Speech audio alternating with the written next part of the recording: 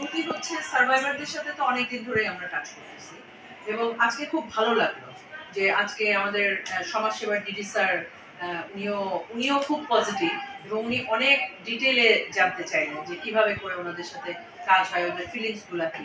আর এখানে অগ্রগতি সেবা সংস্থা আমাদের সাথে কাজ করতেছে সেটা এবং এটা 2 বছর ধরে কিন্তু আমাদের এই কাজ চলতেছে এবং 2 বছর কাজ করার পরে আমরা 3 মাসের ব্লক বাটিক ট্রেনিং দিয়েছি, তারপরে টেইলারিং ট্রেনিং দিয়েছি এবং এই টেইলারিং ট্রেনিং দেওয়ার পরে ওনাদেরকে কিন্তু আমরা জিজ্ঞাসা করেছি যে আপনারা কি চান, আপনারা কি টাকা চাচ্ছেন নাকি মেশিন চাচ্ছেন। ওনারা কিন্তু মেশিন চাইছেন, তো ওই হিসাবে আমরা এই মেশিনগুলো আজকে দিছি এবং আজকে যেভাবে করে সবাই এবং আমি বলবো অগ্রগতি সেবা সংঘ যেভাবে করে কাজ করতেছেন, আমি খুব আশাবাদী যে এখানকার সার্ভাইভাররা কোনো মানে ভালো ভালো সেলাই করে তারপরে বড় একটা দোকান দিবে, দোকানে যেন ভালো ভালো জিনিসগুলো তারা দিতে পারে।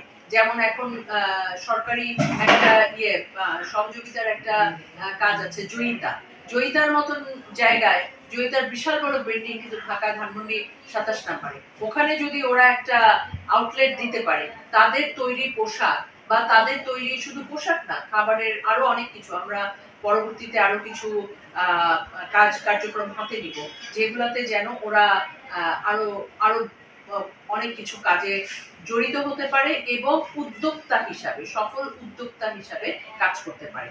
কারণ চাকরির চাইতে আমরা গতবার কিছু কাজ করেছি যে চাকরির ব্যবস্থা করে দেওয়া হচ্ছে, চাকরির চাইতে আমার কাছে মনে হয় উদ্যোক্তা হওয়াটা অনেক বেশি সফলভাবে কাজ করা যাবে, এটাই আমি মনে করি। এবং তারাই তাদের কার্যক্রমের মধ্যে দিয়ে তারা নিজেদের অবস্থাটা তৈরি করতে পারবে তাদের পরিবারের বিকজ অ্যাসিড সার্ভাইভার হওয়ার জন্য, অ্যাসিডে আক্রান্ত হওয়ার জন্য তাদের কিন্তু পরিবারে তারা একটা কি বলবো যে বোঝা হয়ে গেছে।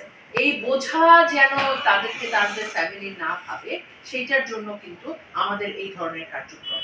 এবং আমি আশাই করব যে আপনারা এখানে স্থানীয় সাংবাদিক হিসাবে আছেন, তাদের এই কথাগুলাকে আপনাদের পত্রিকায় মাঝে মাঝে নিয়ে আসবেন, আপনাদের যে মিডিয়াতে মাঝে মাঝে নিয়ে আসবেন। 150টা যদি ঘটনা থাকে, আপনি 365 দিনে 150টা দরকার নেই, আপনি 2-3 বছরের 365 দিনে এক একটা ঘটনা নিয়ে আসেন, তাহলে কিন্তু সমাজসেবা অধিদপ্তরও যেমন সহযোগিতা দিবে, তেমন ওরাও কিন্তু উজ্জীবিত হবে। আর আরো আমি বলবো যে এখানে অনেক কিন্তু অনেক সফল ব্যবসায়ী আছেন এইখানে এবং সফল অনেক ব্যক্তি আছেন, ওনারাও কিন্তু সহযোগিতার হাত বাড়িয়ে দেবে। শুধু এনজিওতেই না, ওনারা বিভিন্ন জায়গা থেকে হয়তো সহযোগিতা পাবেন, এটা আমি মনে করি। এতটুকুই। আর আপনাদেরকে অনেক